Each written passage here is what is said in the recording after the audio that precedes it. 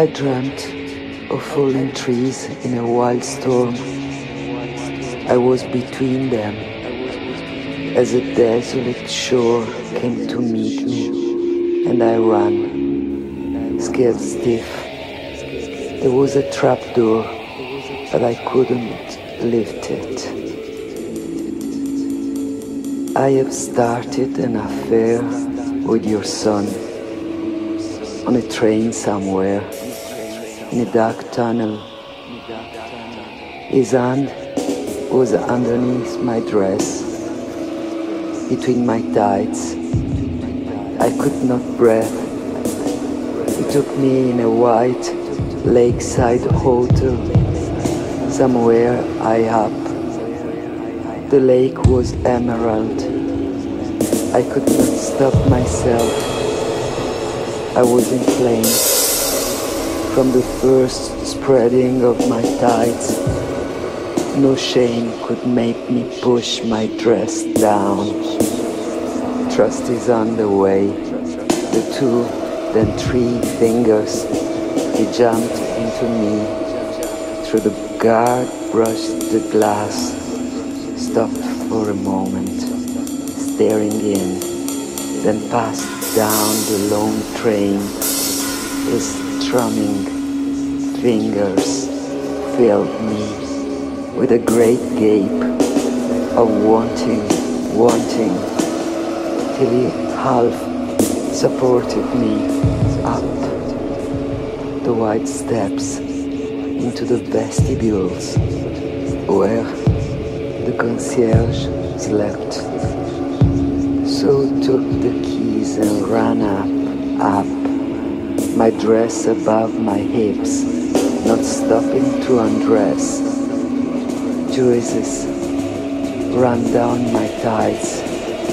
The sky was blue, but towards night a white wind blew off the snow-capped mountain above the trees. We stayed there, I don't know, a week at least, and never left the bed. I was split open by your son, Professor. And now come back, a broken woman, perhaps more broken. Can you do anything for me? Can you understand? I think it was the second night.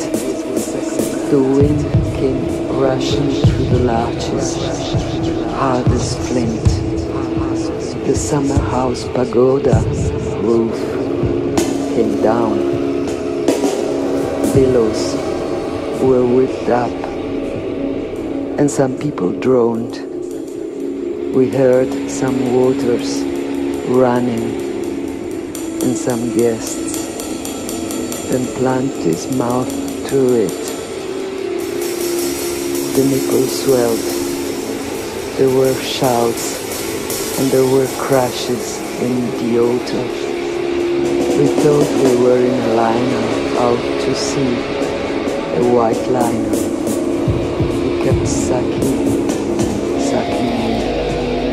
I wanted to cry. My nipples were so drawn out by his lips and tender. Your son moved on from one nipple to the other. Both were swollen. I think some window panes were broken. Then he rammed it again. You can't conceive how pure the stars are, large as maple leaves, up in the mountains. They kept falling into the lake. We heard some people calling. We think the falling stars were Leonids, and for a time one of his fingers slid beside his prick in me. There was such room set up, the crosswise fluttered, and the gloom bodies were being brought to shore. We heard a sound of weeping. His finger hurt me, jumped right up my arsehole.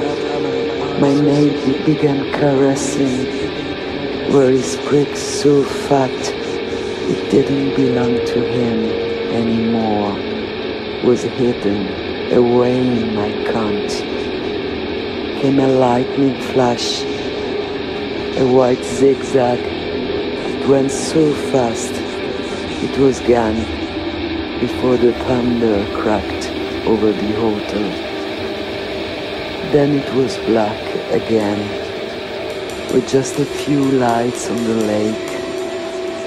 I think the billiard room was flooded. We aged.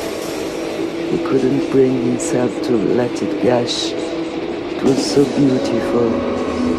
It makes me blush now to be telling you, Professor. I wasn't ashamed then, although I cried. After about an hour, we came inside. We heard doors banging. They were bringing in the bodies from the lake. The wind was very high still. We kept our hands still on each other as we slept. One evening, they rescued a cat. Its black fur had been almost lost again against the dark green fur. We stood naked by the window as a hand searched among the foliage. It scratched. It had been up there 2 days since the flood.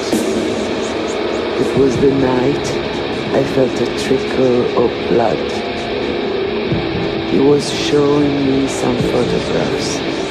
I said, "Do you mind if the trees are turning red?" I don't mean that we literally never left the bed. After the cat was taken down, we dressed and went downstairs to eat. Between the tables, there was a space to dance. I was unstable. I had to dress I stood up in no more. I felt air on my flesh. The dress was short. Weakly, I tried to push away his hand. He said, "I can't stop touching you. I can't. Please, you must let me. Please." Couples were smiling at us indulgently. He licked his glistening fingers as we sat. I watched his red hand cut away the fat. We ran down to the larches. I felt a cool breeze blow on my skin, and it was beautiful. We couldn't hear the band in the hotel, though now and then some gypsy music swelled. That night, he almost burst my cunt apart, being tighter from my flow of blood. The stars were huge over the lake. There was no room for a moon, but the stars fell in our room and lit up the summer house over the roof, pagoda-like, and sometimes the white cap of the mountain was lit by a lightning flash.